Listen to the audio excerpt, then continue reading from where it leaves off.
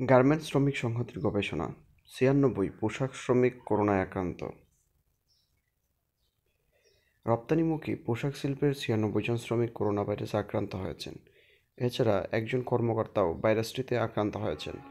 করোনায় আক্রান্তদের ৮০% শ্রমিকই ঢাকা ও তার আশেপাশের শিল্প এলাকায় কর্মরত ছিলেন। আক্রান্ত পোশাক শ্রমিকদের মধ্যে ৫৩% পুরুষ ও ৪৭% নারী। তাছাড়া আক্রান্তদের ৫০%-এর বয়স ২৫ থেকে ৩৫ বছর, ৪০% বয়স ১৮ থেকে ২৫ বছর আর ১০% বয়স ৩৫-এর উপরে। গত ২৬ এপ্রিল পোশাক কারখানা খুলে দেওয়ার পর ভাইরাসটিতে আক্রান্ত হয়েছেন ৫২% শ্রমিক। তার মানে কারখানা চালুর পর তুলনামূলক কম দিনে বেশি সংখ্যক পোশাক শ্রমিক আক্রান্তের খবর পাওয়া গেছে। বাংলাদেশ গার্মেন্টস শ্রমিক সংহতির এক গবেষণায় বিষয়টি উঠে এসেছে। আজ বৃহস্পতিবার এক অনলাইন সংবাদ সম্মেলনে গবেষণার ফলাফল তুলে ধরেন সংগঠনটির সভাপ্রধান তাসলিমা আক্তার। আরও উপস্থিত ছিলেন সংগঠনের সাধারণ সম্পাদক চুলেহা হাসনাইন বাবু, সংগঠনের সম্পাদক আমিনুল ইসলাম ও অর্থ সম্পাদক প্রবীর সাহা। ৯ এপ্রিল থেকে গতকাল ৬ মে পর্যন্ত দেশের ২৫টি গণমাধ্যম থেকে তথ্য সংগ্রহ করে গবেষণাটি করে গার্মেন্টস শ্রমিক সংহতি।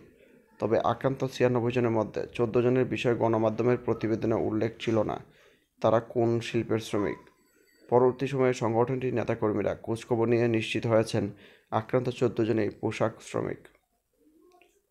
গবেষণা প্রতিবেদনে বলা হয়েছে ৩ এপ্রিল থেকে পর্যন্ত ১০ পোশাক শ্রমিক ও ১ কর্মকর্তা মারা গেছেন। তাদের মধ্যে ৩ জনই করোনা শনাক্ত হয়েছে, অন্যরা উপসর্গ নিয়ে মারা গেছেন। মৃত ব্যক্তিদের মধ্যে ৭৫% বয়স ৩৫-এর কম। আক্রান্ত ৯৭ জনের মধ্যে ৪৬ জন চিকিৎসা কীভাবে হচ্ছে তা জানা গেছে উল্লেখ করে প্রতিবেদনে বলা হয়েছে ১৬ জন প্রাতিষ্ঠানিক কোয়ারেন্টাইনে আছেন বা ছিলেন, বাকিরা রয়েছেন নিজেদের হোম কোয়ারেন্টাইনে। অধিকাংশ শ্রমিকই ছোট ঘরে পরিবারের সদস্যের সাথে গাদাগাদি করে গিঞ্জি এলাকায় বসবাস করেন।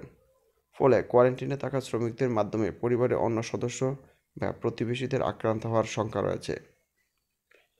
গবেষণা প্রতিবেদনে বলা হয়েছে ২৪টি জেলায় পোশাক শ্রমিকদের করোনায় আক্রান্ত হওয়ার খবর পাওয়া গেছে। তার মানে আক্রান্ত শ্রমিকদের মাধ্যমে জেলাগুলোতেও করোনা ভাইরাস ছড়িয়ে পড়ার ঝুঁকি তৈরি হয়েছে। গণমাধ্যমে পোশাক শ্রমিক আক্রান্ত হওয়ার খবর যতটা আসছে তাদের চিকিৎসা ও সুস্থ হওয়ার তথ্য আসছে না। এখন পর্যন্ত গণমাধ্যমে মাত্র ২ জন শ্রমিক সুস্থ হওয়ার খবর মিলেছে। গবেষণার ফলাফল প্রকাশের পাশাপাশি ৭ দফা দাবি তুলে ধরেন তাসলিমা আক্তার।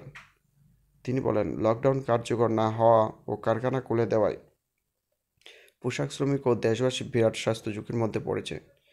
এ অবস্থায় কারখানা চালু রাখার সিদ্ধান্ত পুনর্বিবেচনা করা দরকার। সাভার, আশুলিয়া সহ অন্যান্য এলাকার আক্রান্ত কারখানাগুলো লকডাউন করে জীবাণুমুক্ত করতে হবে। এছাড়া সব নাগরিকের জন্য সাধারণ ছুটি ঘোষণা, আক্রান্ত পোশাক শ্রমিকদের সুনির্দিষ্ট হাসপাতালে বিনামূল্যে চিকিৎসা, বর্তমান দুর্যোগে কারখানা লে অফ বা কোনো শ্রমিক ছাঁটাই না করা, শ্রমিকদের ৬০% বেতন নয়, শতভাগ মজুরি প্রদান করা কয়েকটি দাবি করেন গার্মেন্টস শ্রমিক সংহতি নেতারা।